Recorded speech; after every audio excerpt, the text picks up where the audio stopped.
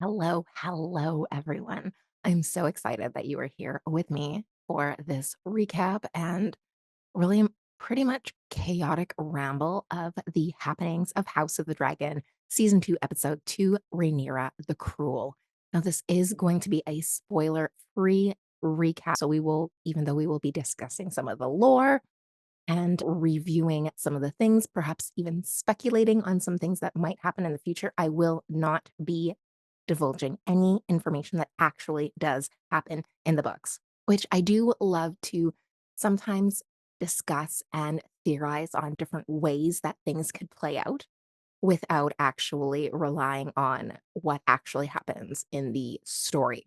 And as we've already seen over season 1 and so far in this season, is that the writers are really taking those liberties and really going through and fishing out and fine-tuning all of those stories, because in the book, there are different accounts from the Maesters and from Mushroom and everybody, and with that, they're not exactly trustful, they're not exactly accurate representatives of the truth, because everybody has their own view of what happens and what could happen or what did happen, and everybody has a horse in this race. So they all have their own motivations in the background as to why something should play out in a particular way. In saying that, I love how they did take little pieces of truth or little pieces of the story and kind of weave them together in a lot of cases to go through and to actually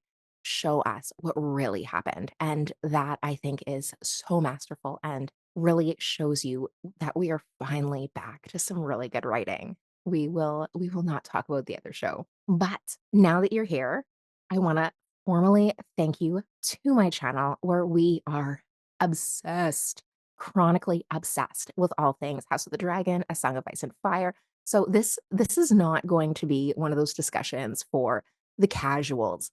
This is for those who are truly and utterly in it, in deep. Like you are ready to ride for the next 8 to 10 weeks for House of the Dragon. This is the show that is going to consume us, and I'm so there. So if you are just one of the casual fans who are like, who wants to sit around and talk for an extra hour about an episode that I already watched on Sunday, this isn't for you. This is for the people who are willing to sit around and watch 16 hours worth of actually looking forward to gorging on 16 hours of rating food descriptions across the Song of Ice and Fire books. And if you know, you know.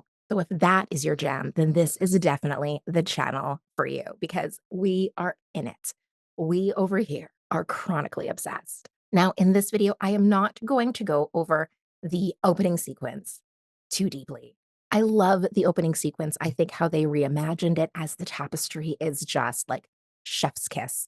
Absolutely amazing. But I do want to say that I am just a little bit disappointed that the massive event that happened at the end of episode 1 was not updated on today's tapestry.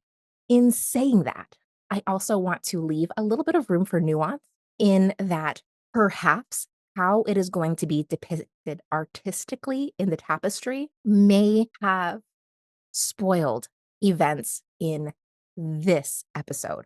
So I'm going to hold off for another 1, possibly 2 episodes to see how they update it, because I'm wondering, are they going to not only talk about the incident with Jaehaerys, but also maybe the incident with, like, Cheese and Rhaenyra the Cruel? Like, are they going to be able to weave all of this into one image? Or maybe they do just do the Jaehaerys, the blood and cheese incident. So we'll see. Well, we will we're here to ride. We're here to figure it out. So this episode literally picks up right in the moments after the blood and cheese incident. And I want to say just the background effects, the sounds, and just the chaos that you can hear in the castle. The castle that last episode was so silent is now just absolute pandemonium. You hear yelling, you can hear banging and so much commotion. And then it just kind of centers on this one maid who is running past the camera covered in blood, and the camera's panning in that spooky, eerie scene. and she's just got this look of absolute disbelief on her face. You can tell she is completely disassociated from what's actually going on. You can tell that she is not ready to process what she's seen, and she's just going through the movements, and I think that how this opened, just despite the fact that a week has passed, it just immediately brings you right back into that visceral feeling that you felt at the end of last episode. Immediately, you see that everybody is being herded and, like, everybody is being cleared out of the private quarters, and it's just pandemonium. The dogs are trying to pick up the scent for blood and cheese, and they are actively getting ready to go and hunt down these people who committed this atrocious crime, as far as the Greens are concerned. It is an absolute atrocious crime. That's not what I'm saying. I'm saying from the Greens' perspective. You also really kind of get this feeling that nobody really knows what's going on. And then, of course, directly into Aegon just tearing apart the model city that Viserys had so painstakingly put together, like, in his reign. He loved and cared for that model city so much more than almost his family. Like, he clearly loved Rhaenyra, I'm not taking away from that, but it's almost that he tried to memorialize or show his legacy through the building of his little model city. And he spent countless hours poring over that city, while he did not necessarily pour into Rhaenyra in that same time frame. Obviously, the model city of Valyria represents the legacy of the Targaryens, but it's almost as if building or reinventing that legacy was Viserys's legacy, him pouring into that, and that's really all he had to leave behind is a carbon copy of Jaehaerys. He didn't make any huge in his opinion, he didn't seem to feel that he made that many of the bigger contributions. He didn't really feel like he created a legacy of his own. This city of the past, so looking back at the past greatness of Valyria kind of was Viserys's legacy, is that he just kind of kept the norm, or that he kind of just continued on with what his predecessors had already established. And so in this moment, Aegon just decimating it and tearing apart what Viserys loved so much, and just that visceral show of emotion where his legacy, like the actual symbol, like his actual child, his legacy is just taken away and he is just going through and crumbling everything. And it's also very much representative of the Dance of the Dragons, or what's going to happen, in that the two sides of the Targaryen family are going to fight and war and destroy their own dynasty. And so it's very much that foreshadowing of things to come, and that the symbolism of what's already broken. It's just wild to see, and it's so thought-provoking, and it really kind of sets up the train wreck, if you will, that is about to come over the course of this episode.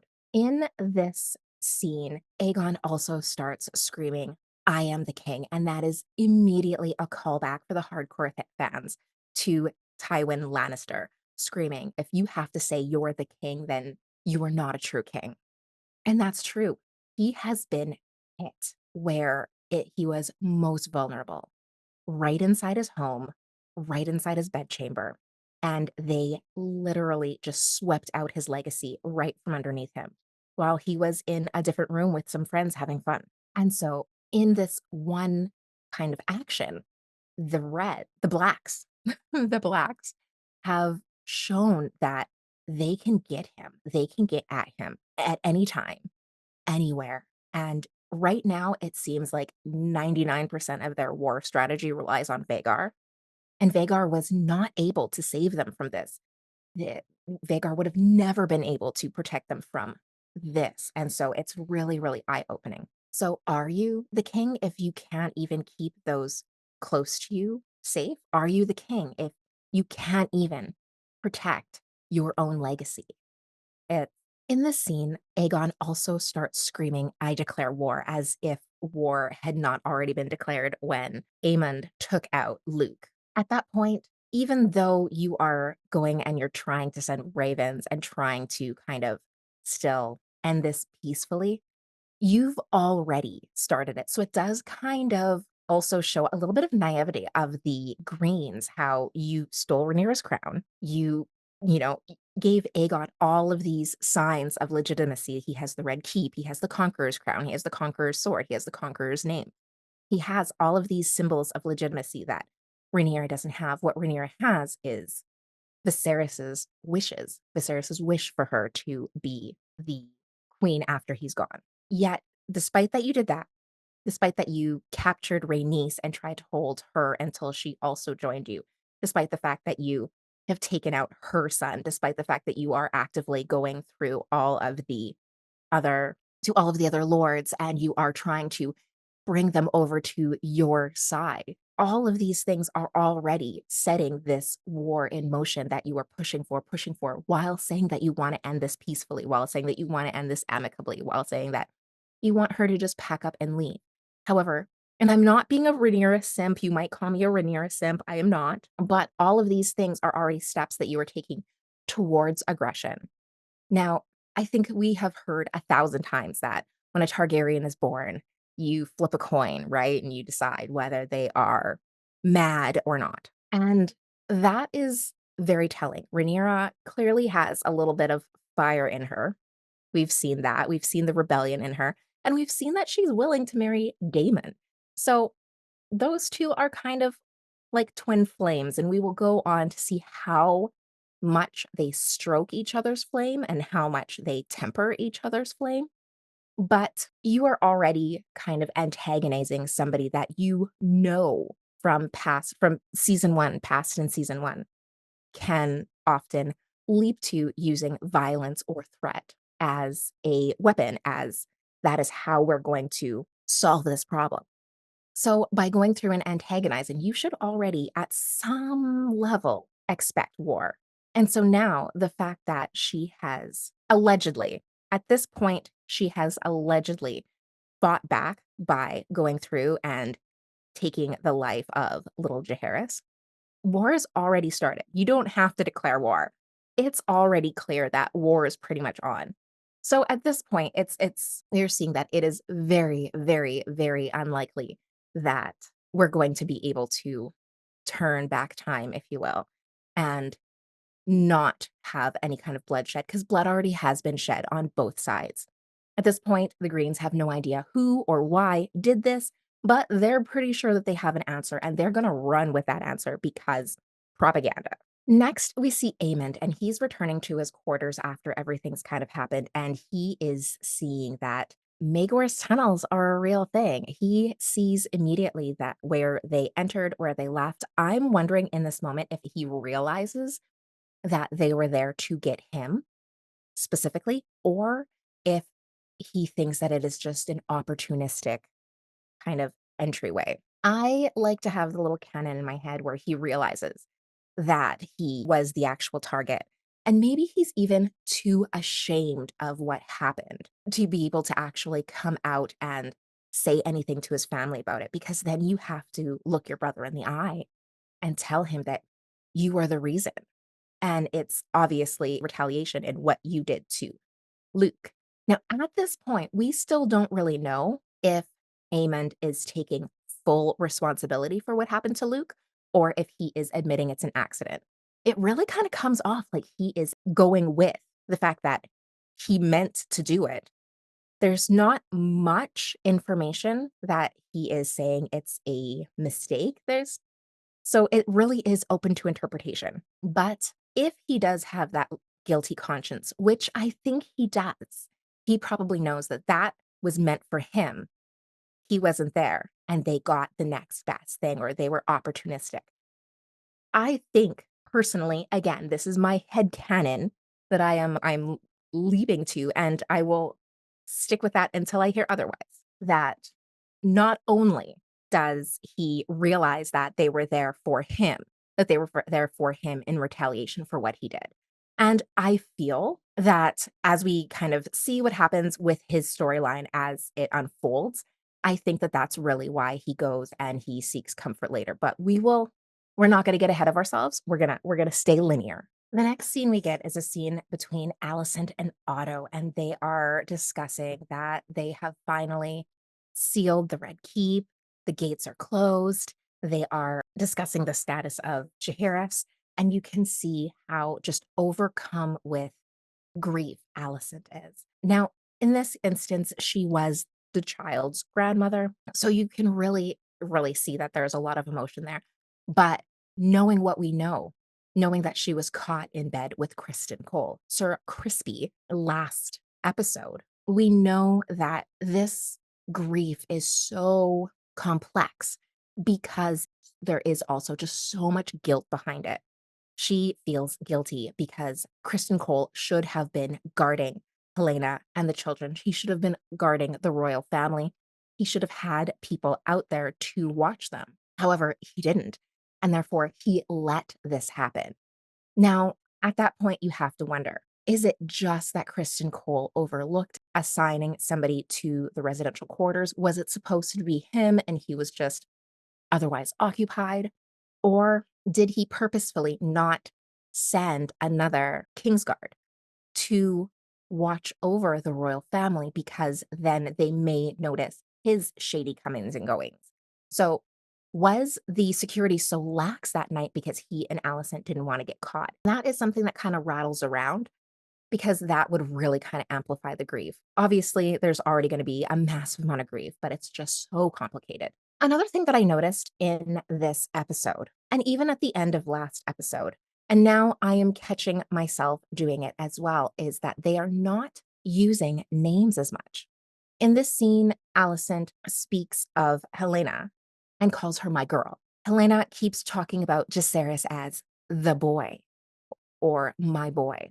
And they keep talking, and even Otto refers to the child. So I think that's where I keep picking up that language from as well. Nobody's using names. They're all almost distancing themselves from what happened by not using names and just using relationships. My girl, the child, the boy. It's just another thing to note. And again, it's one of those things where are you using this matter of distancing? Are you distancing yourself from the situation and almost dehumanizing the victim so that you can avoid just a little bit of that guilt? So as they go through, Alicent starts to become overrun with emotion, and you can start to clearly see that it's not just grief she's going through, but guilt.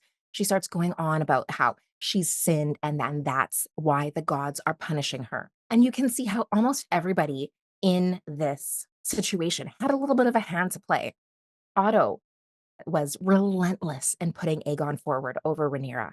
And so in that way, he caused this war. Alicent has been relentless in putting Aegon forward and in almost coddling her children and protecting them to a next level, absolving them of any guilt or wrongdoing in situations that have passed and pushing them forward towards the crown.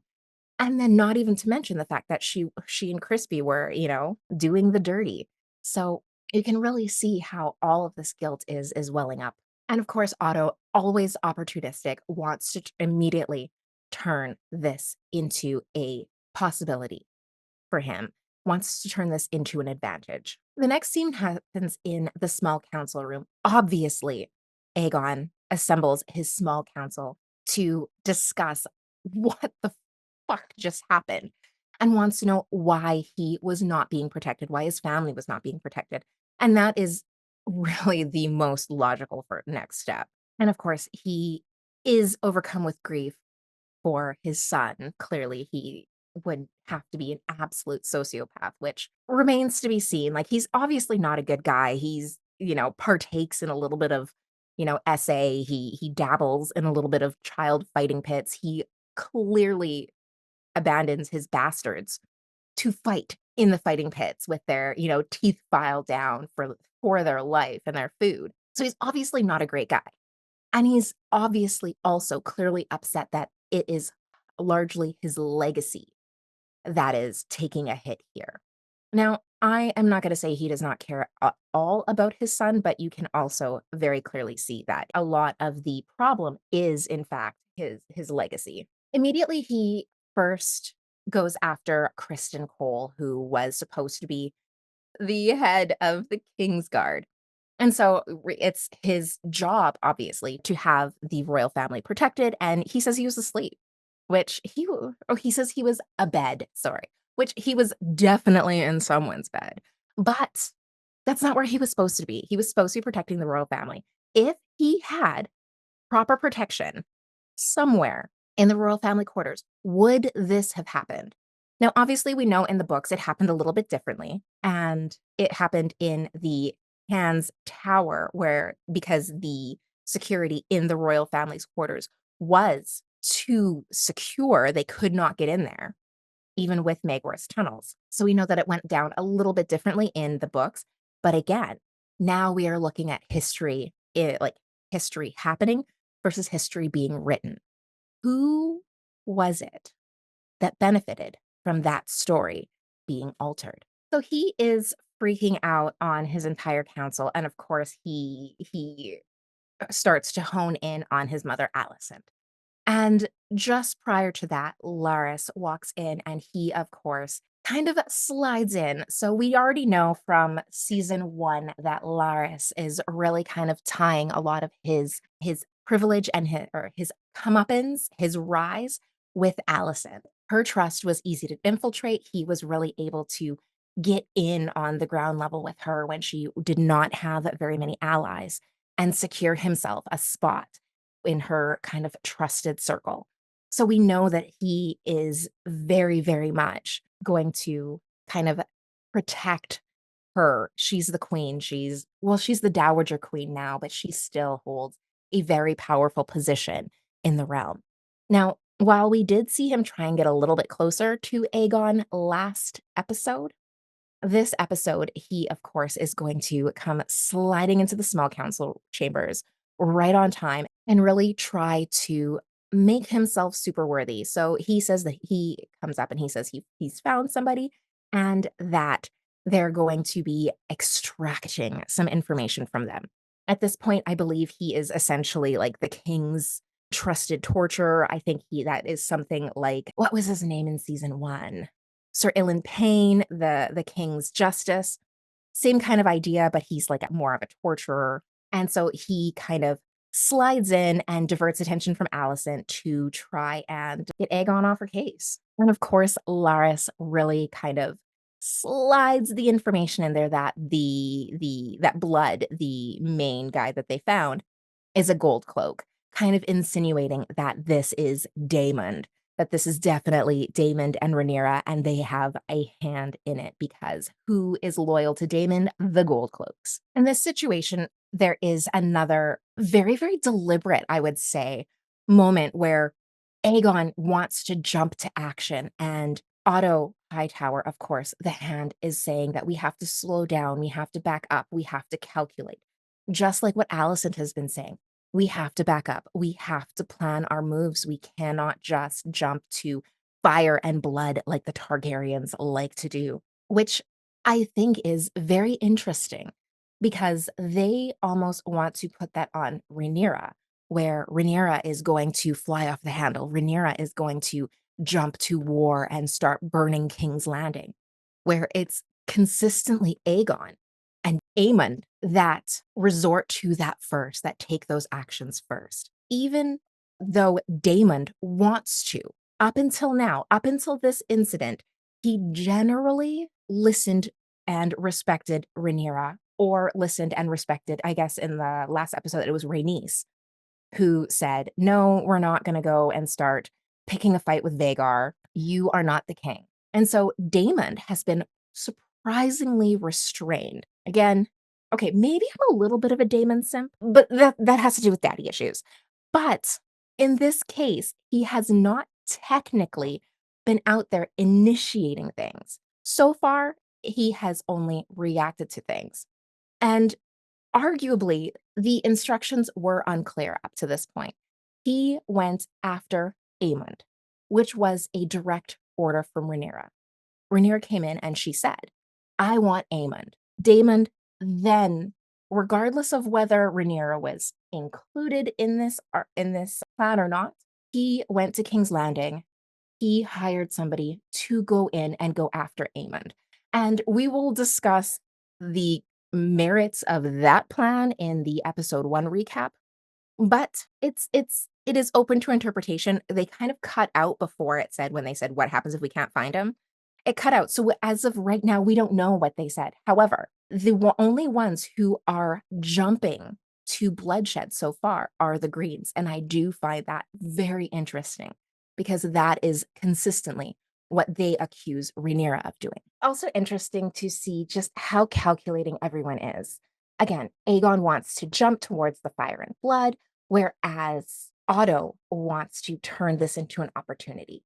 He wants to tell everyone in the entire realm what has happened, to use that information as power, while Aegon is embarrassed by it. He just wants to lash out, and he does not want anyone in the realm to know because then he would be seen as weak. So in the end, Otto wants to essentially turn this and spin this into a huge propaganda opportunity. He wants to have a massive funeral for little Jaehaerys. He wants to have all of the small folk, all of the common folk, everyone all over the realm see exactly what happened to this little boy. In this situation, even Aegon is against it. He does not want to parade his small son's body out in such a vulnerable state. Even Alicent is pushing back on this, saying no. But Otto is just pushing this narrative. I think this scene is very interested as it also shows the deep level of manipulation that Otto holds over the king. He does it over Aegon in this scene, and he did it over Jaehaerys last season. And I think if we are following the how the book tells it, we also want to believe, or Viserys also believes in the end that he may have also exercised this kind of control over Jaehaerys because he does kind of make some accusations when he's firing him over, what he did to earn this rise. And you can see that Aegon does not want to go through with this. You can see that Alicent does not want to go through with this, but he just pushes and manipulates and paints this picture and tells him how it'll be so much easier. This little boy, this propaganda stunt can do so much more than an army could, and how it will just immediately turn everyone against Rhaenyra. And he really is relentless now in his pursuit of this funeral, just as he was in his pursuit of putting Aegon on the throne. So you can really see that once Otto has an idea, once he has decided that he is a plan, there is nothing that is going to stop him from executing that plan, despite the fact that he is not the king. He is the second most powerful man in the realm, but he has to secure those puppet strings on the king in order to get what he wants. I think it's really interesting how the decision to actually hold the funeral procession happens, because it doesn't happen because Aegon agrees to it. It happens because Alicent supports Otto. Now, again, calling back to episode 1, we remember that Alicent speaks to Otto and tells him that he needs to stop undermining him because they will not trust her. They will not let her guide them to the right decision if he continuously goes through and kind of undermines her, which is interesting. So now, again, here's my speculation. Does she really think this is a good idea? Or does she support Otto because they have made this pact? They have come to this agreement that they are going to stop undermining each other. Now, I know it was him agreeing not to undermine her anymore, but it's almost a situation where you can kind of, assume that it goes both ways. He won't undermine her, she won't undermine him. Life will be good going forward. Secondly, he also drops on her that she's going to be in this funeral procession, something that she clearly did not anticipate, which you now have to see that everyone has a role to play when it comes to the crown and the propaganda. At this point, I think that Alicent thought that she could get by without getting her own hands personally dirty in this whole situation. She thought that she could sit, much like Otto, in the background and just kind of guide the decisions of Aegon or Daemon. But here she sees that she's going to have to be in that funeral procession. Her and Helena have to be up front, showing their emotions in front of all of these people. Emotions that we have seen she struggles with. We've seen in season 1 and even in the past how she struggles with chewing and picking at her nails. That anxiety manifests physically for her. But now she's going to have to go out and kind of perform for the crowds in order for this propaganda to really sell. She needs to be out there. It's also kind of a comment on how when all of these men are conspiring, despite the fact that this woman finally has a seat at the table, she does not have the autonomy that she wants to have, or that she believes she should have, or that she could have. She's not their equal. Instead, she is still the mother. She is still a tool for the crown. And this is really just amplified by the fact that no men are going to be there. So Aegon, the king, doesn't have to go, despite the fact that the queen and the dowager queen are both there. The men are not required to publicly mourn in the same way as the women are, or even be present. Next, we get a scene with Helena, and it kind of pans on her, and she's holding little Jaehaerys's blanket, and you can see that she is not doing well. Without a single word, you can see that she's completely disheveled. She's completely distraught, and she's probably never going to be the same again. In this scene, Allison approaches her to tell her about the funeral procession, to break the news that this is going to become essentially propaganda. I'm not going to call it anything else. They are going to use this little boy to rally forces, to rally support for their side in the war, and that now she has to almost lose her son twice. First, obviously, the horrific act. And secondly, she's losing it to the crown's ulterior motives. So now she has to give up the funeral. She has to give up her mourning for the crown to profit off of it and by way of support for Aegon's claim to the crown. In this scene, Helena is she's really, really pushing back on she doesn't want to go. And so far in this adaptation, they have really kind of been showcasing and pushing that Helena almost has neurodivergent qualities. And so you can see in earlier seasons and other episodes that she's almost pulling away from physical touch. She's pulling away from public interaction, and any time that she does have to be in a crowd or around many people, she does kind of try and isolate herself. She's clearly uncomfortable with all of the attention, with all of the eyes on her. And this dialogue is just clear. Allison's basically saying that it doesn't matter what you want. The crown owns you. You are the crown, just like Rhaenyra said in season 1 when she was talking to Kristen Cole, when you are the crown, your wants are irrelevant. Now, I also think it's very interesting that we've been watching Helena make this blanket, and in this case, she gives it to Allison. Now, the question is, did she know? Like, did she know that this was going to be his funeral blanket? Or because she does have these dreams, did she have an impulse? Did she have this compelling feeling to all of a sudden start making this blanket? We saw last time that she was admitting that she's afraid of the rats. So did she not understand her compulsion to make this blanket? I also noticed and love the mirror of her picking up the little elephant toy. Last episode, we saw Joffrey holding onto Luke's little dragon toy. And in this episode, you see her picking up what I have to assume is Jacerys's little elephant toy. And it's just that direct parallel of this is right now a story of two mothers going through this unbelievable grief that others took the initiative of inflicting upon them, despite the fact that these innocents, these children, had nothing to do and nothing to gain from the war itself except for to be a tool of vengeance for the other side. So in the next scene, they don't waste any time. They go straight into watching the small folk gather and watching this funeral. One thing that I noticed is that it was much smaller than I expected it to be. It's much smaller than you would expect a royal funeral to be. There was just the cart the with the little coffin on it. There was the cart with Helena and Alicent, and there were a handful of guards. Notably, they are not screaming about honoring Jacaerys, but about Rhaenyra the Cruel and look what she has done. So it really does add to the point that this was all propaganda. It was thrown together quickly and without much pomp and circumstance. Like you would expect a huge procession for a royal funeral, but in this case, it's just a handful of Kingsguard. No, the I think the only Kingsguard was Sir Kristen Cole.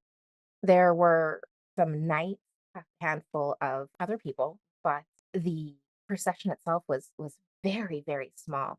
Even the card itself was very, very small. It's also interesting to note that the heraldry for the Greens has officially changed. It is now the gold dragon, gold with green. They're now rocking the gold, green, and black, whereas Rhaenyra is still sticking with the red and black.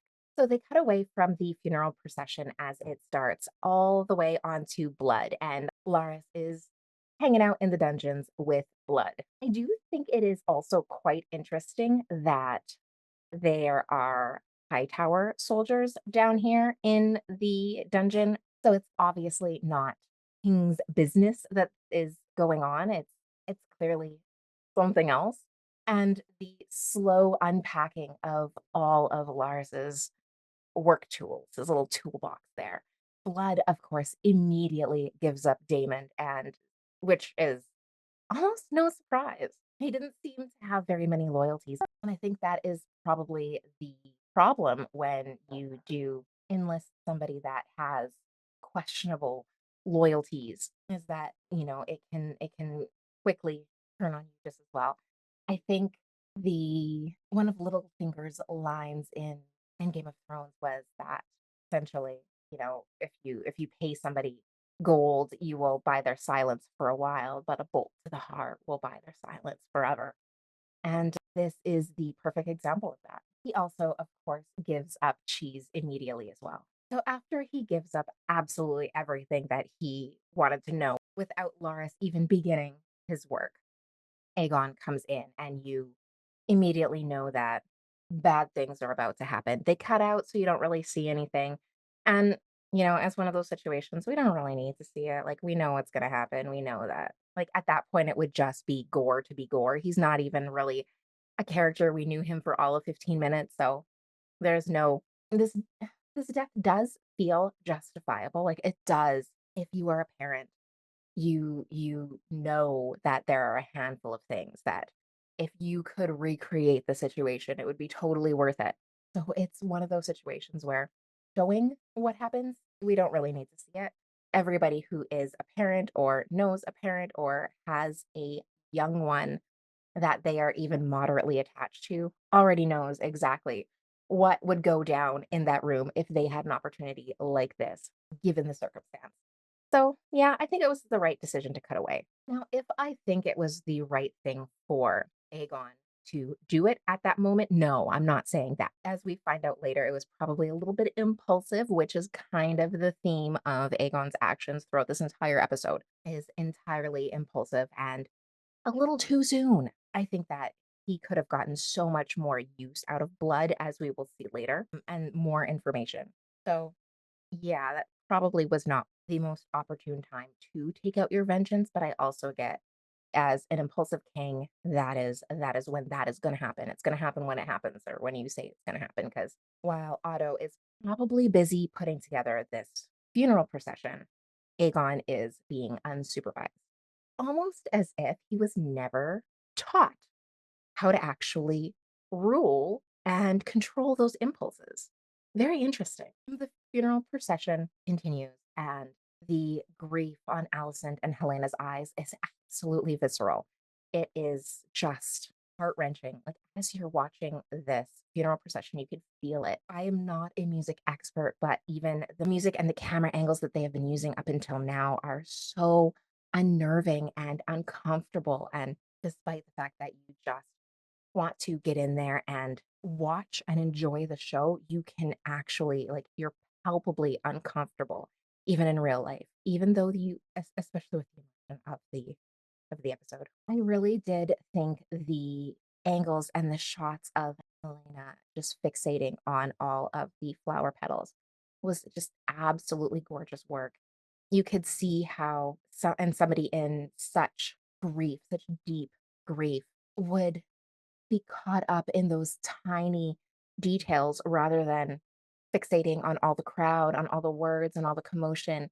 You could just fixate and think about something that is almost so inconsequential as the flower petals, watching them, kind of flicker through the air. I lost my mother when I was young, and I remember that grief, and it was almost like the most random thoughts were the ones that you would fixate on. And so that does almost bring me back to that grief sometimes, especially watching a scene like this, despite the fact that there are so many other things going on. You almost fixate on these little details that when you look at the magnitude of what has actually happened, they just seem so inconsequential. It is also a very interesting callback to the embers that were falling in King's Landing after Daenerys burnt it down. But that is a conversation for the other day. But it is very reminiscent of that I also noticed. So you kind of wonder because I think we've seen that Helena is a dreamer, and is that what she's thinking about? Is she thinking about the future destruction of King's Landing? The cart gets stuck, and people try and kind of descend on the funeral procession. It doesn't seem particularly violent, but it does seem like people are reaching out to her to comfort her, or possibly even some of them may be, concerned about their own families who are hungry and starving. We already know that the imports, that the trade route has kind of been closed down. So the city is really, really struggling. We saw that last episode where the the small folk were coming to petition the king to get some reprieve on their taxes. So, they're all kind of descending in on the carriage and with their various wants. And you can see that she's not dealing with this well. She is kind of having a panic attack. Alicent is trying to save her. So it's it's really heartbreaking. So after all of this, we finally get our first scene with the Blacks for this episode, and we are already like 20 minutes in. So right now they're briefing Rhaenyra on what has happened. So we've already seen it. We don't need an update on what has happened. And Rhaenyra is clearly, clearly shocked. She's like, I didn't do this. Who the fuck did this? And they all kind of look at her like, "Yeah, yeah, yeah, yeah. Yeah, we know you didn't do this." Wink, wink, nudge, nudge. And she's like, "No, no, no, but I really didn't do this." And they're like, of course we didn't do this." And she's like, "No, no, no, but really." Now, I have to say, I love in this scene, there's always, despite how heavy and how horrific everything has, the writers almost find little ways to subtly hide humor into the situation. Now, imagine if, you really didn't know that this happened, and you are just first hearing about what had happened, and Damon is just sitting there completely unfazed, just taking in the information, does not seem to be shocked in the least bit, just like, "Yeah, yeah, that sucks. This is something that happened." And then that slight little Rhaenyra says, "That's a lie." And Damon just does this quick little side eye, this sweeping side eye, and you're just like, "Wait a minute." But you know who does catch this? Rhaenys knows her cousin. Rhaenys catches this quick little side eye that he does to Rhaenyra as Rhaenyra is sitting there and talking about how she would never do this to Helena because she is an innocent. She's never done anything to her. That's her sister. But Rhaenys knows her cousin. And Rhaenys immediately, upon that little side eye, knows that it was David. And I think that's hilarious because, yeah, we all know our cousins. We all have that one cousin who was like, "You know what? This does not seem like something that Rhaenyra would do, but you know who would do it?" And you can kind of see that she gives him this telling look, and he catches her doing it. It reminds me of the same kind of look that he gave after he had committed all of the atrocities on the small folk, or on the criminals of King's Landing right before the heir's tourney. How he was sitting at the small council table, and he almost despite that he has this commanding presence, when he does something wrong, he almost does this little like, he almost gives this air of vulnerability and shrinks himself down, and you can see that in this look where he looks over at Rhaenyra, and he doesn't look over at Rhaenyra like, "Yeah, I did it." Like, "Fight me. Yeah, I did it, and I would do it again." Instead, he looks over at her almost like a what is it? Almost like that mischievous, like, younger cousin would, or that mischievous little brother would, and is just like, "Please don't tell mom. Like, please don't tell." But he definitely knows she knows. I do love how in this moment when she is fighting with her own counsel over the fact that she did not do this, and they are refusing to believe her, that Rhaenys is the one that sticks up for Rhaenyra, not Daemon. She's the one that says, "Mind yourself." She's the one that tells them, "Hey, this is the queen." It's not Damon who knows that Rhaenyra did not order this because he's the one that ordered it, but Rhaenys. And it's also one of those questions where and this entire series is almost a question of this is if Rhaenyra would were a man, first of all, she wouldn't have had to fight for this. She wouldn't have had to fight this war because it would have just been automatically assumed that she would be allowed to rule. But if she were a man and she said, "I did not do this.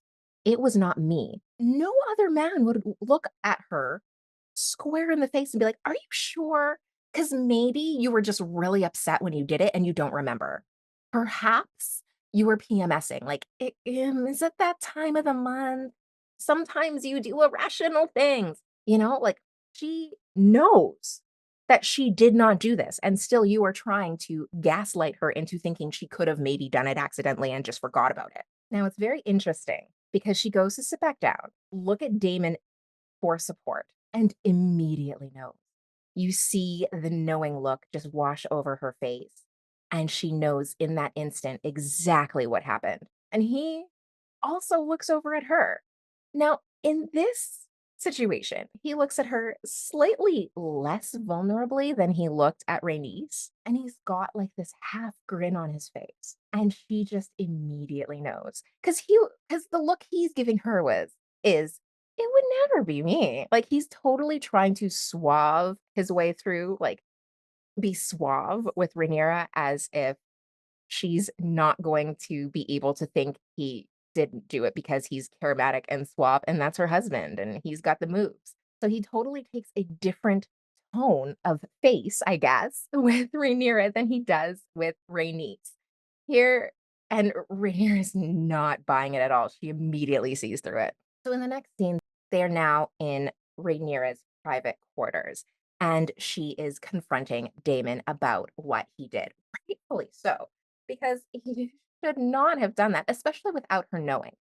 Now, he is essentially going to say that he took liberties with her wishes. She said she wanted Aemond and he was obliging her. He decided to take initiative and give her what she wanted. And at this point they go through the semantics of it all. Now, one clear thing that we have noticed with Damon in the past, especially in the first season, especially with Viserys, is that he is accused of something and he does not immediately squash it. When he had his questionable antics with grooming Rhaenyra, he didn't immediately quash that. He did not say, "Hey, I didn't do that." He took credit for it and was like, "Yeah, I totally did it. Let me marry her because she's no use to you now." When they said the heir for the day thing, he didn't try and justify or clarify what happened. He just took credit for it and allowed Viserys to cast him out. Here we actually see him stand up for himself. So it kind of makes you wonder about the context of things that happened before that were not clear. So in this case, I think the writers even said that what Damon said to Blood and Cheese was open to interpretation. And so when they asked him, you have to wonder when they asked him point blank, if we cannot get a hold of Aemond, what do we do? And I believe Blood did specifically say a son for a son. You have to wonder the context. So did he say a son for a son? It's only fair. Talking about Alicent. Because remember, he thought that Alicent was the one that killed Viserys. Alicent is largely the one that Rhaenyra has been feuding with for years. It's not specifically Aegon, it's not her siblings. Her siblings never asked for this, except for maybe Daemon, which she already said she wanted. But so far, it's very much been a story of pitting Rhaenyra against Alicent. So you have to wonder, did he say a son for a son, meaning Alicent's son? And when Blood and Cheese got in there, they're like, hey, son for son, any son. This is the king's son. Well, let's take this one. It'll be fine. It'll be fine. And of course, they're not thinking big picture. They're not thinking politics. They're thinking, I just need that purse full of money to pay off my gambling debts. I also think that it's very, very interesting how he tries to deflect responsibility for this one. He clearly states, "I cannot be held responsible for this. They went and they did their own thing," when it's obviously his fault.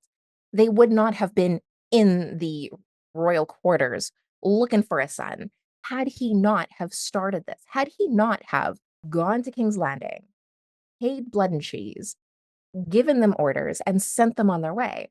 So clearly it's his fault because he put this into motion. However, I think that it's very, very telling that with Viserys, he would not defend himself. With Rhaenyra, it cannot possibly be his fault. This scene, they also finally have a conversation that probably should have been hashed out before they married, and that is, what does Daemon see Rhaenyra's claim to the throne as? Does he see it as him reclaiming his right to the throne through her? Does he see her as stealing his claim to the throne? There's so much wrapped up in that alone. He was disinherited so that she might rule. And it doesn't seem that Rhaenyra has any kind of blinders on for that. She seems to be very well aware that she was given the throne because Viserys did not trust Daemon to be a good ruler to the people. And at the end of the day, we already know it's really hard to rule people who hate you. It's really hard. The king's job is to look out for the small folk, even though a lot of the story and a lot of the actions taken by the High Lords is very, very much against the needs and the wants and the will and the best interest of the small folk. In this situation, is Daemon going to prove Otto Hightower right in that he would be just another Maegor the Cruel? Is is that to be his legacy? Could he have been a good king? Well, he was disinherited and Rhaenyra was given the claim, and so now he has to face that. Why was he relentless in the pursuit of Rhaenyra when she was young? Why did he go after Rhaenyra? Was it because he wanted that claim to the throne back? Or is it really that he respected his brother's choice? I do think that it's also very telling that in this argument, he even continuously calls it his brother's throne. Side tangent. I admit, I am a little bit of a Damon simp. He does terrible things, but I just think that he is such a complex character. And I don't think that it's necessarily as simple as he wanted the crown. I really think that the thing most important to him was his brother and his relationship with his brother.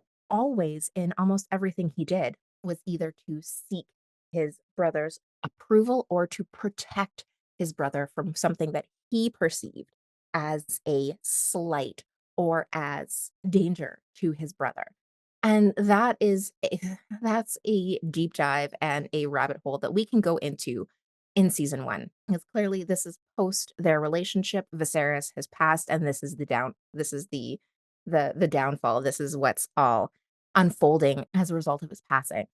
But there are so many things portrayed in the show specifically that it's almost as if Damon is not just a bloodthirsty, completely oblivious to any morals, Tasmanian devil that just wreaks havoc.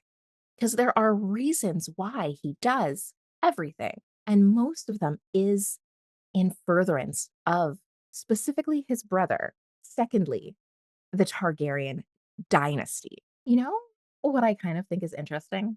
So, my first time that I recall watching Matt Smith, I know we're gonna pull ourselves out of here because 'cause we're going on a side tangent. The first time I recall watching a show with Matt Smith in it was The Crown. He played Prince Philip in The Crown, and I think it's really interesting because I was just thinking he was Prince Philip was prince because Queen Elizabeth was the ruling queen, and so kings automatically outrank queens, so Prince Philip had to stay Prince Philip so that he did not outrank the queen, his wife. And now, ironically, he's playing the exact same position. He would still technically have to stay Prince Daemon Targaryen, because if he was king, he would outrank Rhaenyra, who would be the ruling queen, right? So he would still be prince. He wouldn't necessarily get the thing of king. I wonder if he would get the moniker of king, even though she was the ruling queen. Just interesting. Okay, carry on. The look on his face when he finally admits that it was a mistake. I feel like it's hard for him to admit that because he does take so much pride in himself, and that is almost a threat to his self-image that he could make such a vile mistake that would cause this to happen. Now, I could be completely wrong.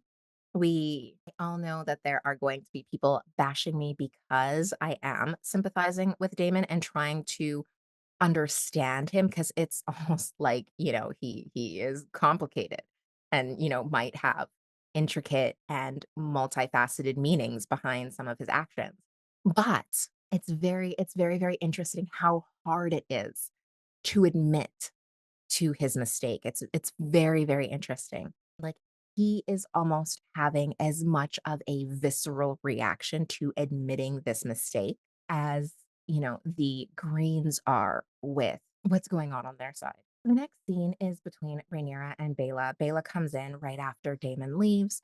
They do pass in the hallway and don't really exchange a word. Rhaenyra is sending Bela off on a scouting mission or a little spy mission. She wants her to keep a eye on King's Landing. She tells her stay really high. She obviously doesn't want anything to happen to her. Now, for all of you who thought I was a Rhaenyra simp, here is my criticism of Rhaenyra.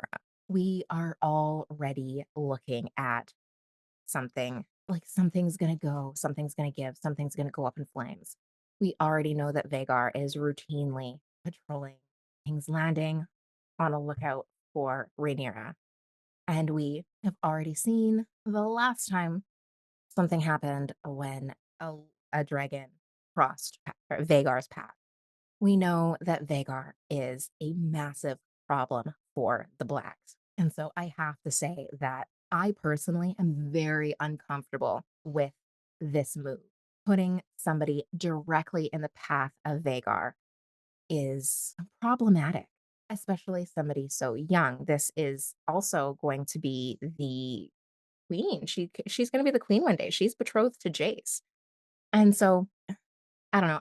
I have mixed feelings about this. I don't feel comfortable with this. I think this is a problem. I think that there's going to be a problem with this going forward.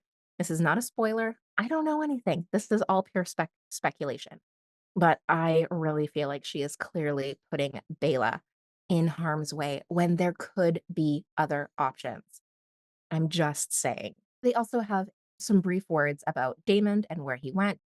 And Rhaenyra just says he's going to do Daemon things. Daemon's gonna go do Daemon things. And perhaps he'll come back, perhaps he won't. Perhaps he will do what he says he will do, perhaps he won't. We will just go with the flow. I just take a moment to appreciate how gorgeous all of the dragons are this season. Not even just this season, like last season too, in this Dragoner show. They are gorgeous and they each have so much personality, even, like, the sounds they make, oh, I absolutely adore it. Get completely lost in the dragons every single time I see them. And Daemon on his little saddle, oh, I love him. Go Caraxes! They're just gorgeous. In this next scene, we see Aemond and his Kingsguard encountering Helena in the Red Keep. Helena is again by herself. Helena's in black in mourning, and they just look at each other as they pass. You can kind of see that in this moment, in this quick catching of their eyes, they acknowledge each other's grief. However, Aegon does not actually stop to continue the interaction. He keeps going. So, this is one of those things where it would be so easy to connect and bond over their shared grief, this horrific event that has happened to them. But instead, they are incapable of recognizing and communicating those emotions and really being able to go through and process it together and get any kind of closure or healing. And it's just yet another missed opportunity. And we do see that throughout this episode. Next, we are brought into the children's quarters, and you can see them taking apart the crib of poor little Jaehaerys. And Kristen Cole kind of standing in the doorway, just watching it as it happens, where he should have been the night that it happened. So it's another missed opportunity. He could have been there when it mattered and stopped what was going to happen before it happened. And yet he made other choices as they are carting out the mattress that is still drenched. Kristen Cole looks away, and again, it's just another symbol of his deep guilt because he should have been there. Instead, he was, what did he call it? Soiling his white cloak, the only thing he had to his name. He's been sullying it, soiling it a lot lately with Allison. And this is just a reminder that not only has he broken his vows, but he failed at his job. So back in the day when Rhaenyra had kind of proposed the exact same situation that he now shares with Allison, where, you know, he could be her whore on the side and nobody ever know. He was going on about how he couldn't do that, and it was soiling his white cloak. But in this case, he not only soiled his white cloak, but he absolutely failed in his duties. The next scene we're shown is Rhaenyra playing with her two littlest, and I believe they are Aegon and Viserys, because we love using only 3 names over and over and over again and just, you know, creating anagrams with them. So you see her playing with her little guys, and you almost get the feeling that she is doing this, like, she just wants to hold her little guys a little bit closer considering what happened. So she is feeling very vulnerable and very hurt and very guilty about what was done in her name. And that's causing her to, kind of hug her own children just a little bit tighter. However, at the same time, I think that there has been consistently over the last few episodes of last season and these episodes a clear parallel between Allison's hands off tolerance of motherhood. Whereas Rhaenyra, who never wanted to be a mother in the first place, never wanted to have babies in the first place, has this kind of deep, caring connection, not only with her children, but also with the fathers of her children. She clearly had a deep emotional connection with Harwin Strong.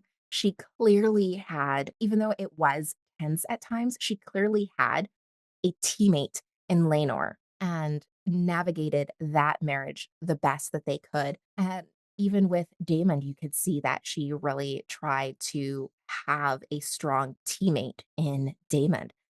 In contrast with Alicent, who just tolerated her children, who just tolerated her marriage because it was the right thing to do. So she approached motherhood and marriage as if it were a duty and not a want. So she did as she was obligated to. She bore children as she was obligated to and commanded to. But all of the rest of it, like, we never really got any of those touching moments with Alicent actually interacting with her kids.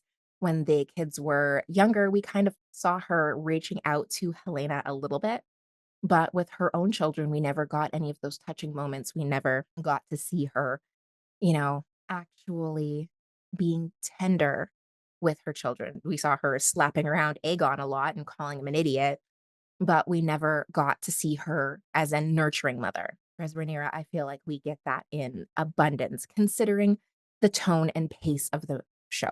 Now, it's really interesting because we're seeing this continuous theme of these little toys.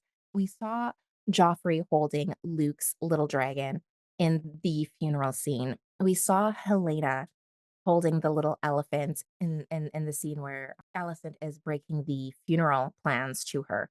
And now we see Rhaenyra handing a little tiny dragon to, I think that's baby Aegon, and it's almost the following of these toys. It's very noteworthy that you keep seeing that these little figurines keep popping up as they're being handed on and handed down. We also get a scene of Rhaenyra staring at dust particles floating around in the air, which is very reminiscent of the flower petals that Helena was staring at earlier in the episode. So again, these are parallels that we are pulling between Helena and Rhaenyra. And now it's almost like Rhaenyra and Helena have now shared this bond of losing a son and like way, way, way too soon, who was completely innocent in the violence. In the next scene, Alicent confronts Sir Christian Cole and she is confronting him about whether he has told anyone about their secret affair.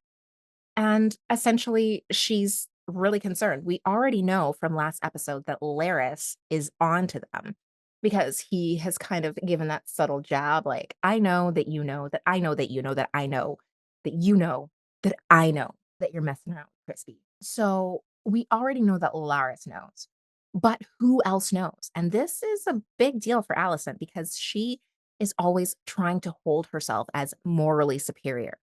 And we know that that has showed itself over and over and over again. She's always tried to hold the moral high ground. So, especially after the incident with the blade where she cut Rhaenyra after she was trying to cut out Luke's eye because of what happened to Aemond, that was the first time that everybody saw her for who she was, and Rhaenyra called her out for that. And so I feel like she has been so afraid of showing her true colors ever since they were young. She's always tried to be proper and tried to be the good one and tried to be the upstanding one, and she never got credit or thanks for it. She just got taken advantage of. She just got further used as a tool for the crown again and again and again. And so in this case, now she has been being bad. She's been being naughty, and she has been kind of, you know, on the down low with Sir Christian Cole. And so I have to say, on a side note, I hate this relationship because of the hypocrisy. I cannot stand the hypocrisy of this relationship. It just drives me nuts on so many levels. I could completely go off, and I'm sure this video is already gonna be 18 hours long, so I cannot really truly have the obsessive conversation that I want to about how hypocritical and annoying this relationship is for me because of who Alicent is supposed to be. But again, it's almost as if she is a multifaceted character that has a lot of different sides and reasons why she does things. So I get it. It does add another layer to the story, which I appreciate, but I'm still upset with the hypocrisy. So I should say I'm not upset with the writers. I'm upset with Alicent, the character, like specifically. The writers are doing a great job.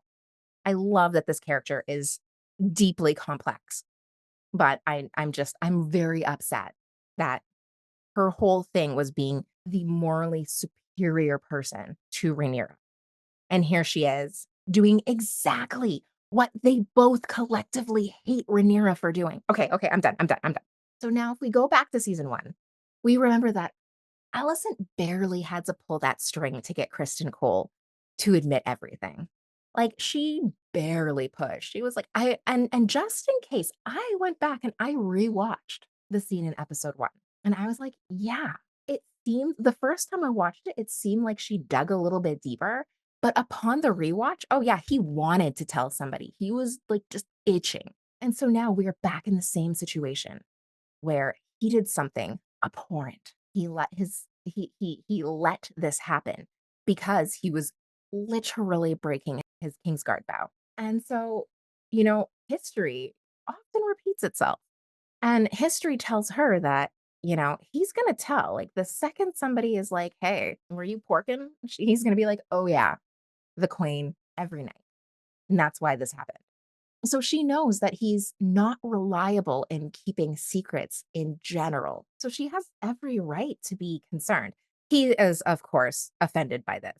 But, it's definitely a concern because I guess for both of them, because yeah, he will 100% get gelded and tortured and worse. And she will have to live that shame. Who knows what'll happen to her? So now, of course, because Sir Kristen Cole is an upstanding gentleman and completely secure in how everything was handled, he goes to find Arik and completely deflect over whose fault this is. So his narrative is essentially since your brother left the Kingsguard to go support Rhaenyra, you are obviously at fault for what happened to Jaehaerys. It is not that you are two separate people, but you should have, you, despite the fact that you were at your post with Aegon, you should have also been upstairs in two places at once with the family. And had you not separated from your twin brother, you two could have been in two places at once. But since your brother left, it's your fault that Jaehaerys was slain. I am, of course, paraphrasing. Now, the segue that Kristen uses to approach Arik is that his white cloak, his white cape, is soiled, which I think is, again, just a whole lot of him deflecting because he literally said after his encounter with Rhaenyra that his white cape had been soiled, it had been muddied. And so now walking in the room and seeing Eric with a literal muddy white cape, it kind of put a target on his back. It kind of set him off. So when I was talking about these earlier about those little moments of reprieve, those little moments of like comedy amongst such heavy subject matter. As the argument between Eric and Sir Christian Cole starts to escalate, you kind of see all of the King's guards in unison push out their chair, stand up, grab their bowls, and leave. They want none of this. They can see from a mile away and through all of that armor and eye holes that there's no winning this fight. That this fight is just like Christian is looking crispy, is looking to throw down for no reason. Now, at the end of this, he essentially sends Eric on a suicide mission. He sends him all by himself to infiltrate Rhaenyra's camp and do away with her. He's saying that you can stop this. You can pay for your brother's sins and for doing what you were not really assigned to do the previous day, because as it was shown that Helena does not have a sworn hand like everyone else, like Allison, like Aegon. She does not have somebody that is specifically supposed to be protecting her, which we keep seeing her out and on her own and vulnerable with no protectors. So even now, after all of this has happened, she still does not have someone assigned to her, which is Crispy's job. And he's supposed to be dealing with that, but he still hasn't. Instead, he picks a fight with one of his King's guards and sends them off on a suicide mission, leaving him even more shorthanded. In the next scene, we get Jace and Bela spending a little time together. She is using her crossbow, her mighty crossbow skills. Now, they are taking this opportunity to discuss fathers. Bela says that she hates Damon, and I get it, but at the same time, I don't quite get it. And again, it could be me and my own daddy issues, but they actually don't give us too much information that Damon was a horrible dad. He was a little bit standoffish, but don't forget that there were scenes where he was comforting the girls in season one after Lena's passing. And they just chose to cut it out. But it is still canon. It did still happen. They cut it out for time. So we don't have any instances of him being a truly horrible father. The fact that she's saying that she thinks she hates him is curious. Now, he is questionable, but if you were raised with someone, if you were raised with him as your father, you would not necessarily realize that there was something wrong with that. That would be your normal, is that he's kind of standoffish and whatever. It's not the same with Viserys, for example, who actively played a hand in Emma's passing. Like, he actively sacrificed Emma for the baby. There was no indication that Damon was going to sacrifice Lena for the baby. Lena made that decision herself. And that in itself is empowering. Her agency was not taken away from her. But again, that's a conversation for a different video. On the other hand, she did go away and foster with Rhaenys. Again, that's questionable. We didn't get to see the situation there. Did Rhaenys request Baela? Because remember, Rhaenys wanted Baela to take over Driftmark. So Rhaenys, while Corlys was away, was not only ruling Driftmark, but was training Baela to rule Driftmark in her stead once Corlys had passed. It was her desire that Baela get Driftmark. So there's the now kids will often, change things in their memory and in their mind, and this is open to interpretation, but there was no kind of direct evidence that Damon was a horrible person to his children. So I do think that that is interesting. I can understand they could have a difficult relationship, but I find it interesting that they have jumped to she hates Damon without us establishing that he was a bad father. But I do love how they handled Bela's questioning of Jace's fathers, how they both talk about Laenor and Sir Harwin Strong. And I think that that is, again, just one of those things where it is that contrast of the Greens and Viserys being very much absent from the lives of those children versus Rhaenyra, who has been very hands on, who has provided her children with multiple father figures. They had Sir Harwin Strong when he was around. He was allowed to be tangentially involved in their lives. Laenor was a very, very present father. They talk about them going fishing. And then Daemon was even a present father. And again, whether he was physically present, whether he was emotionally standoffish or not is a different thing. But we do have scenes where Daemon is trying to teach Jace about strength and about ruling and about what it is to be the heir. So, good or bad, Rhaenyra did keep m- fathers in the lives of her sons. Now, Jace does mention that Laenor has a weakness for cake. And I have to say, I would love to have just a quick comical scene. Maybe there was one and it was left on the cutting room floor of, Laenor singing some shanties and just, like, going to town on a cake. I don't know why, I would love that lore. I don't know. I love when they get to indulge in food in any situation. I do also love how Jace and Bela are becoming comfortable with each other.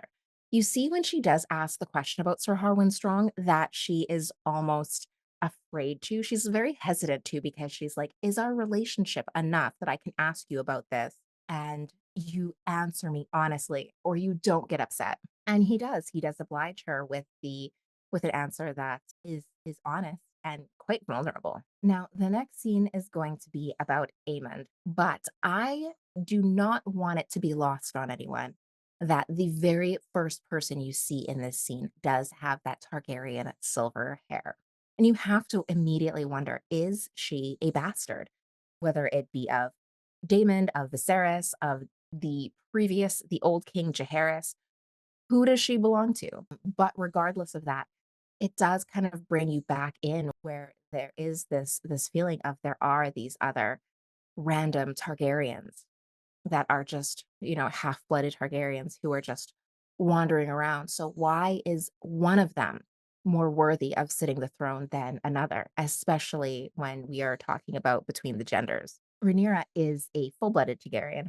Well, three quarters. Her mom was Emma, and she was half Targaryen, and then her father. But Alicent's children are only half. She's a Hightower. So it is one of those situations where it's not like any of them are these full-blooded, pure Valyrian Targaryens.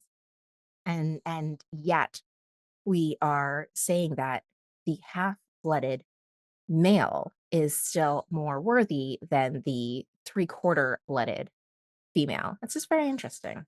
So in this scene, we immediately find out that yes, Aemon does realize that Damon sent blood and cheese for him. And this whole scene is a masterclass in mommy issues.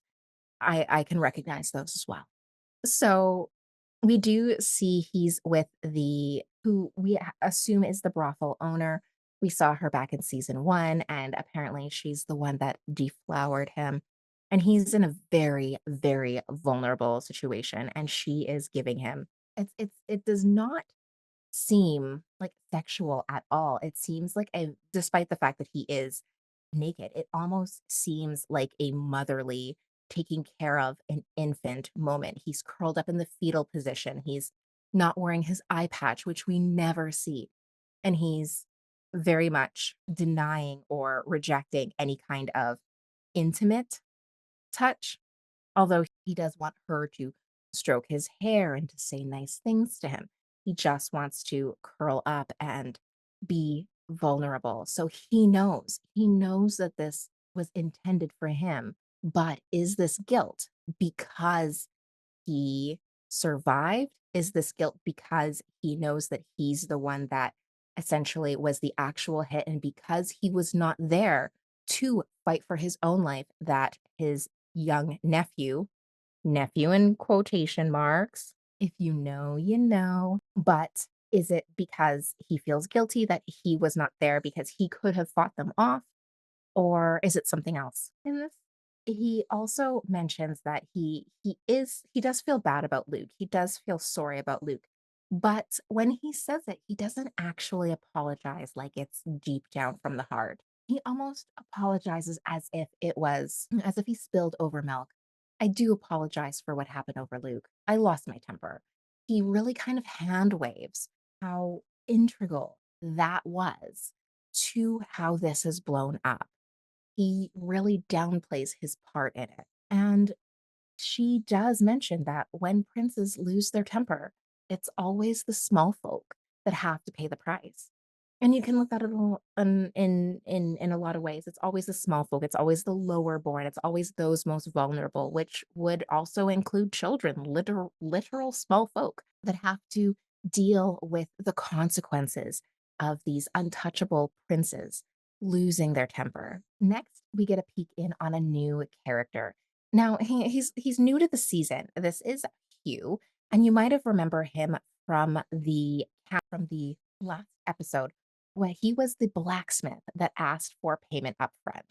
Now you can see that he's got some things going on in his own household. His daughter is very sick. Things are not going so well. And clearly, he thinks if he had more money or he had access to the money that he was owed, things would be much, much better. His wife starts talking about how inflation is crazy and this economy is crazy. And that is largely due to Rhaenyra and having those trading lanes shut down in order to kind of squeeze King's Landing and put them under stress. And, I'm sure it's even to turn the small folk against Aegon himself by rising up, raising prices and making everything so incredibly expensive. Now, if we remember at the end of his interaction with the king last time, the king said that he was going to start paying him up front. But with these new developments, is that actually going to happen? Is Aegon actually going to remember one that he promised to pay them outright ahead of time?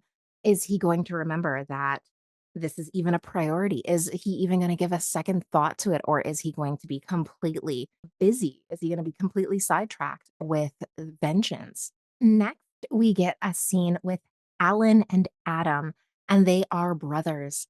We might remember Alan from last episode where it was revealed that he was the one that had saved Lord Corliss's life. He's the one that pulled him out of the water and got him to safety. So he was commended by Lord Corliss. And, the fact that we've seen them now They're sharing a scene together. Clearly, they are going to play a part going forward. They are both officially named characters, so I am kind of interested to see what goes on here. They have a little bit of banter about whether or not they are going to be joining his ship, be joining his fleet for the war, and you can see that there's a lot of hesitation in getting in the fray. Now, it's really interesting because Adam points out that Lord Corlys owes them. And they do kind of really, really emphasize that. So it's interesting to see how that plays out in the future. What does he owe them for? Obviously, he owes Alan for saving his life, but you get a feeling that it's more than that.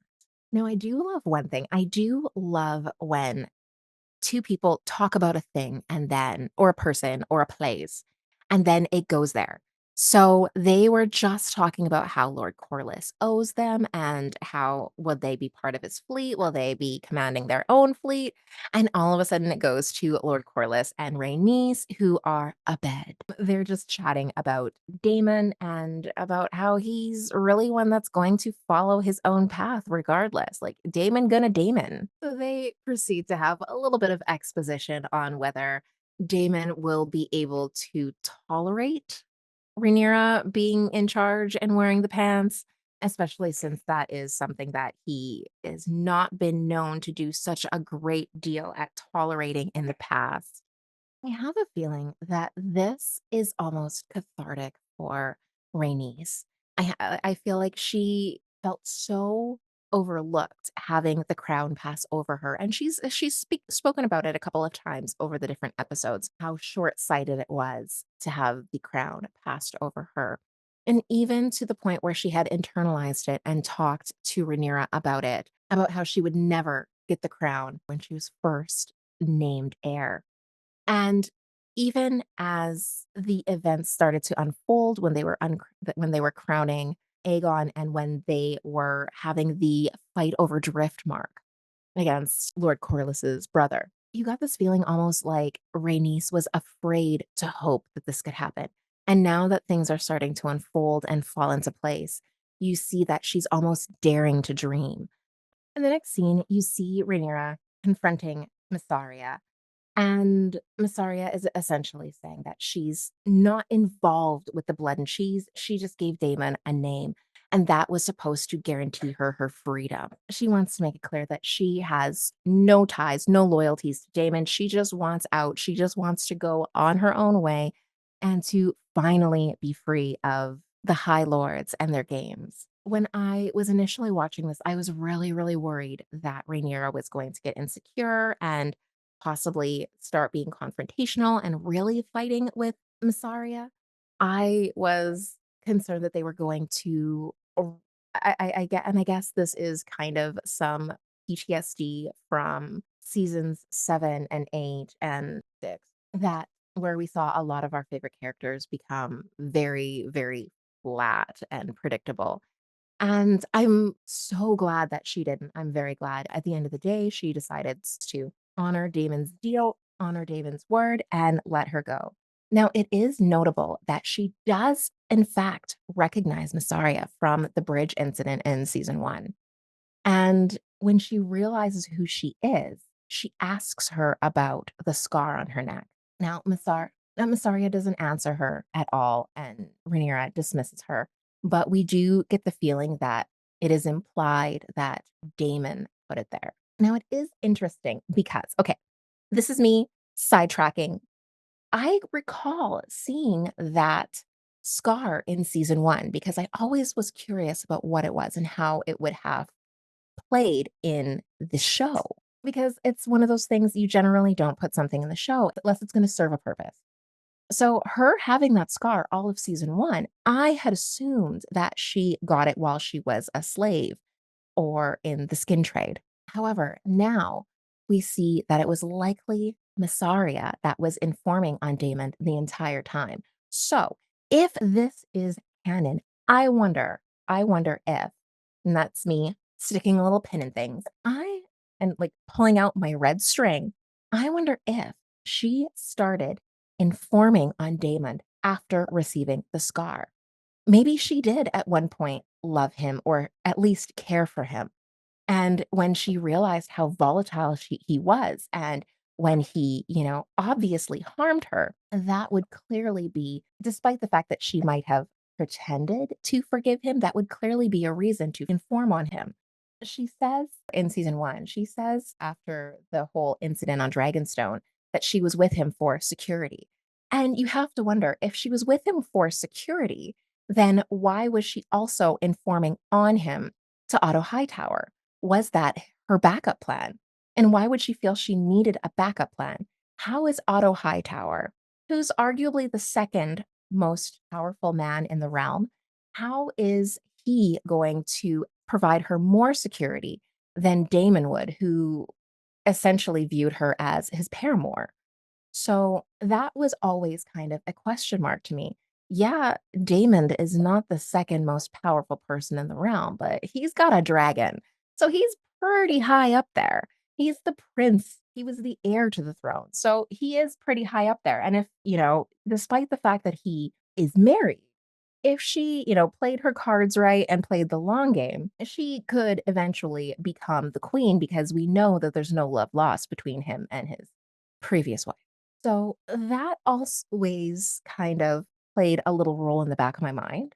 Like, why would she tell on him? Why would she inform on him, spy on him if she were with him, if she could get just as much, if not more, from Damon than she could from Otto? Because, yeah, she can make a little bit of money from Otto, but all of her needs were essentially being met by Damon, and she could probably get more from Damon just stealing off of him personally than trying to sell secrets off of him should she decide to leave him. But anyways, that's beyond the point. So if in fact it is that the scar is from Damon, then that really does explain a lot. In the next scene, we see Adam and he is elbow deep in the tides of Driftmark. And he's going clamming, I guess. He pulls a crab out of the water, and I think it is a very much a callback to the crab feeder, but it just lingers on there for a quick second before a dragon swoops overhead. At first, I'm going to admit, I thought it was Moondancer with Bela supposedly going to start spying, but I've seen some other people think it was Sea Smoke, which would probably make more sense if Sea Smoke was on Driftmark. So I am willing to not only say that you can be wrong, but I was probably wrong. It is probably Sea Smoke hanging out on Driftmark. Upon second look, you also don't really see a rider on it, so yeah, it's probably Sea Smoke. My bad. Well, immediately after this, we are brought right back to King's Landing, where we can see that they have hung all of the rat catchers. We do end up finding out that they do, in fact, get Cheese, and his dog, unfortunately, is sitting there grieving him, which is heartbreaking after how he was treated last episode. But again, we're dealing with some really heavy shit today. So we're gonna put a pin in that. But yeah, we see that he has hung all of the rat catchers, and obviously the small folk are not taking this well. It's people's sons and their brothers and their, fathers that are up on these rafters, and people are not happy. There's probably also very little context for a lot of them. A lot of them probably don't know it was a rat catcher that did this or was an accomplice. And I'm sure if Aegon would have reeled in a little bit of that impulsivity that he showed, he could have actually questioned Blood and maybe even figured out which rat catcher helped him by like lining them up and having him pull somebody out of it. I don't know, maybe it would have saved 1 or 2 innocent people, you never know.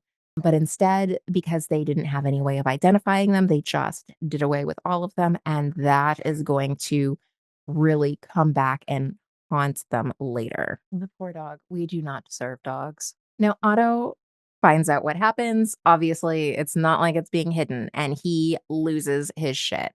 He is so methodical that he knows what he is a seasoned politician. He knows what the outcome of this is going to be.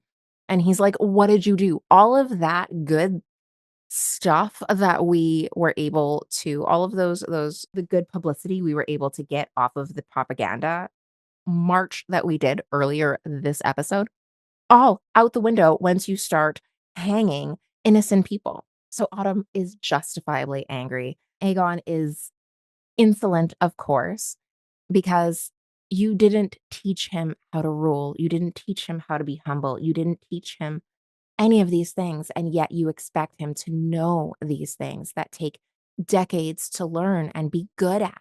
You just assume that, within I think we find out this is like 10 days, maybe 2 weeks into after the coronation, and this is just supposed to be like, it's he's just supposed to know what he's doing. Aegon is, of course, having a little secret conversation with Crispy, and so we already know that they're up to no good. In this scene, it's also discussed that and Aegon tells Otto how Kristen Cole displayed initiative to go and send Eric to go and slay Rhaenyra. And even Otto is like, "Alone? Like, what the fuck, dude? What kind of a harebrained scheme? Who thought this up?" And I love how this is literally him like, "What am I going to do with you guys?" He already caught Crispy with Aemond plotting. And now he comes to find out that Crispy really is the problem. Well, a problem, because now he is just going on his own and doing whatever it is he wants behind the scenes. He has decided on his own that he's going to send this rogue assassin over to Rhaenyra's camp to try and stop the war single-handedly.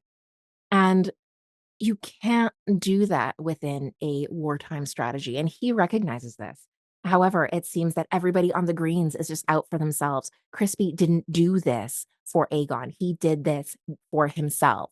Everybody is making these big calls, and none of it is for the greater good of the realm or the team. It's all impulsive in that moment.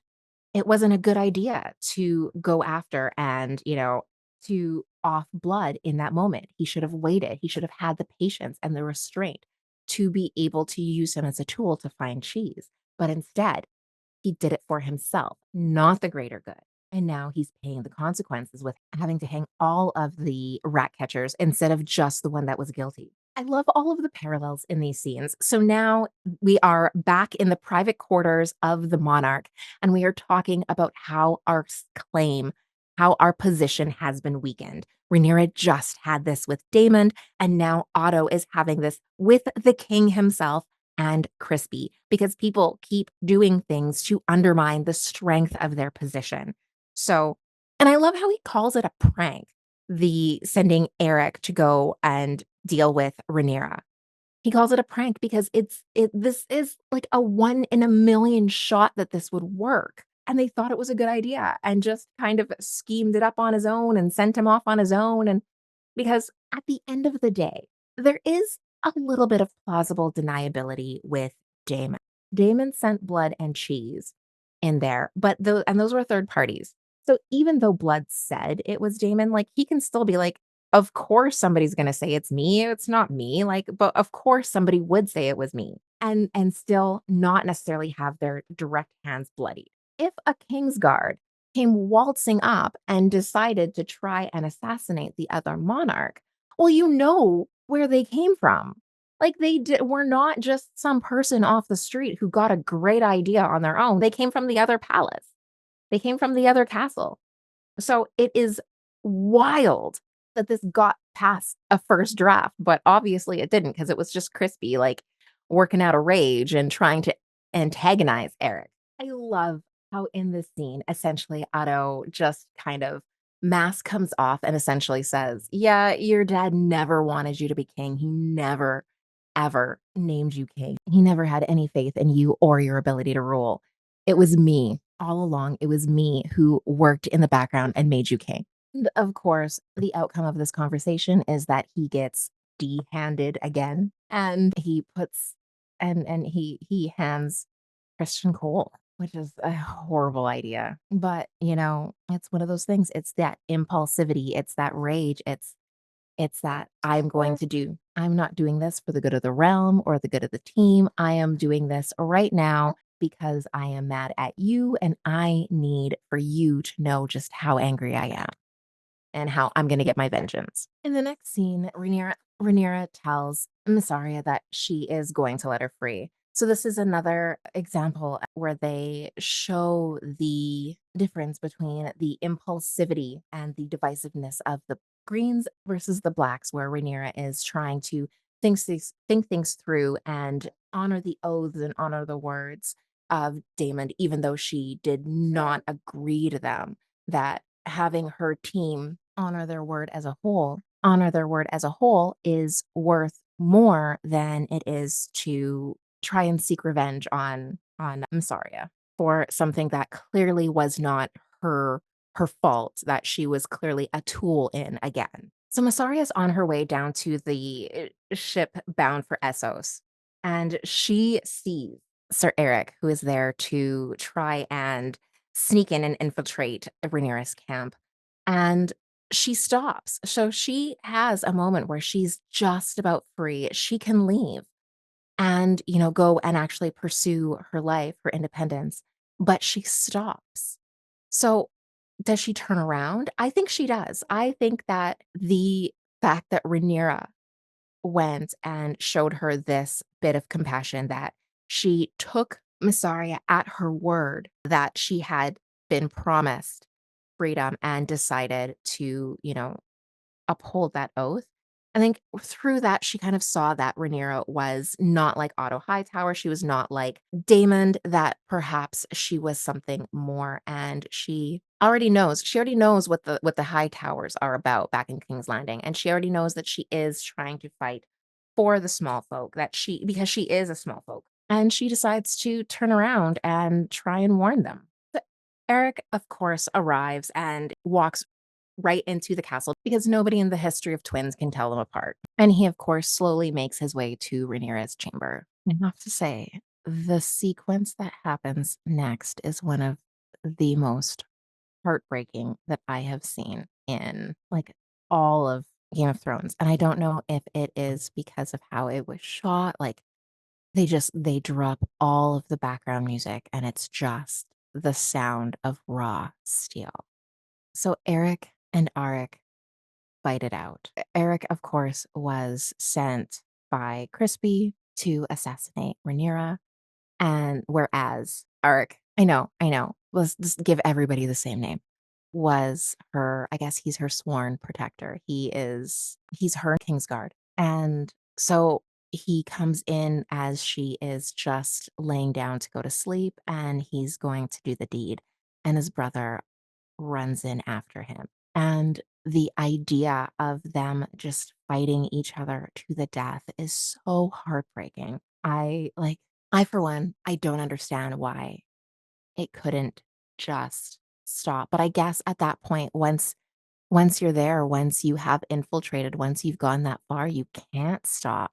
It's either finish the job, like either way you're done. Like either way, Kristen sent him like on a suicide mission. So either way, he knows he's not coming back. This is the end for him. So you can fulfill your duty and hopefully have glory, as Crispy had said. But in the process, you have to fight your own brother, and vice versa. Your brother is doing this, so you have to protect your queen. And because he will not stop. In order to stop him, you have to end your own brother. And I cannot even begin to fathom what is going through, especially like in this situation. I just feel so incredibly bad for Arik because you just want your brother to stop. You just want to be like, hey, we can figure this out if you just stop. And he just will not stop. And you have to protect yourself. And then he is protecting Rhaenyra because swore an oath. And at that point, you have to choose between your queen or your brother. And it's so incredibly visceral. And I think even though what happened with Jaehaerys in the last season was haunting, here every single swing of the sword is just so sad, and you're just watching the pain on their face and how hard it is because you're literally looking at yourself. You're literally slaying yourself in your brother. and you love your brother and you've been together since the womb, and I cannot even imagine, and this in itself is haunting. I think anybody who has a twin would be haunted by this. Anybody who has a sibling. It's just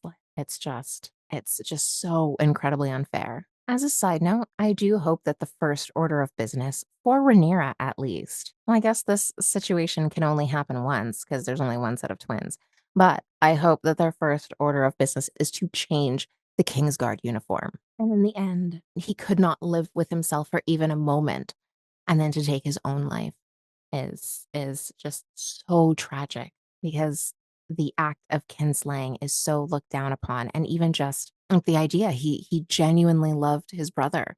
They even said it right in the thick of battle, how they loved each other and they did not want to. Yeah. So next we get another scene with Otto and Alicent, and Otto is essentially talking about how he has been fired once again as Hand of the King, and she wants to confess her sins, and he doesn't want to hear it. He wants her to stay the course and to control Aegon and to claw back and to bring the High Towers to glory, and she wants to confess that she is a horrible person, and he doesn't wanna hear it. He says that, whatever it is that needs to be done, just needs to be done. So after leaving Otto, Alicent goes to the quarters of the king to speak with him about promoting Crispy to the Hand of the King position, and she finds him crying. He's clearly in need. He is clearly in need of consoling. He is clearly struggling with everything that's happened to him. He's not equipped for this burden. But instead of going to him and supporting him, she walks away. This kind of is a callback to in the scene on the stairs where Aegon can't comfort Helena, where Otto doesn't want to comfort Alicent, and now here Alicent cannot comfort Aegon. So we've gone full circle. This also follows that theme of showing that stark difference between Rhaenyra's parenting style, Rhaenyra as a mother, and Alicent as a mother, how Rhaenyra is clearly comforting Jace even when he was supposed to be doing his duty and reporting back about what had happened when he went to the Vale in the North, and how she was comforting her children during the funeral for Luke, whereas Alicent was not doing the same job with comforting Aegon or comforting Helena. She was trying to assert control over Helena and have her calm down. She was not necessarily really comforting her and holding her and letting her be vulnerable in her pain and her grief. So here we are back in Alicent's quarters, and if you did not already recognize them, they are the same, one and the same quarters that Rhaenyra was staying in season 1, where her and Kristen Cole did the dirty back then. This is Alicent's room now. She's no longer in, like, the queen's quarters, and he's just already in bed waiting for her. So there was some question back in episode 1. I was kind of wondering who is initiating this? Is Alicent initiating this and Kristen kind of has to go along with it because she's the queen? Because there is a clear power imbalance. Or is he initiating it? And so we can definitely see that she's not necessarily the one that's initiating it. He's already undressed and he's not undressed, but he's already in his small clothes. Like, he's got his armor off and he's already sitting on the bed. So he's already waiting for her. And of course, everything you expect is going to happen clearly happens as they cut out. And that is the end. That's where we leave off for next week. No crazy cliffhangers today. It was pretty resolved. Of course, we need to know what's Damon doing, what's Aemon doing, what's gonna happen from here, but there's not an actual, like, "Oh my god, what's gonna happen in this instant cliffhanger," which I don't think I could deal with if we had every single week. But that is the episode for today. That's my recap, that's my analysis, and those are my thoughts. I really am happy that you rocked with me this long. I know this is gonna be a long video. I talk a lot. This is gonna be long-winded, and I have a lot of thoughts. I am chronically obsessed with this show, and I would apologize for the length, but you know you're here for it. If you're here for it, you are. If you're not, you would not have clicked on a link on a video this long. So, deep down, somewhere in there, you wanted to listen to me talk for the last hour. But I'm going to leave it there. I want to know what your thoughts are of how things are going, about how they are depicting the Greens. Do you think they're making Rhaenyra seem more sympathetic than she is in the books? Or do you think that they are making the Greens seem less sympathetic? Do you think how it was the books that were skewed because, of course, the Faith of the Seven is very, very much in power even up till, I don't wanna say modern day Game of Thrones, but obviously modern day when the textbook was written. So, do you think that because the Faith of the Seven is still kind of in power, then it's the victor that gets to write the history, right? So, are they leaning towards their side? Because obviously they would be more sympathetic with with the High Towers. So, is that where the disconnect is coming from? Let me know in the comments. I also want to know all about your thoughts about how they are really paralleling all of these different things. So, I'm curious going forward, given this episode, if they're going to start paralleling Rhaenyra and Helena a little bit more, or if they're going to stick on Rhaenyra and Allison, because I do love their rivalry. They are very much two sides of a coin. Okay, I'm gonna leave it off there, and I will see you next week. I'm gonna try and get back and watch the first episode and do a recap on that, and then the first season because, I'm obsessed. So keep an eye out for those. Until then, hit the like button, subscribe to my channel, and I'll see you in the next one. Bye-bye.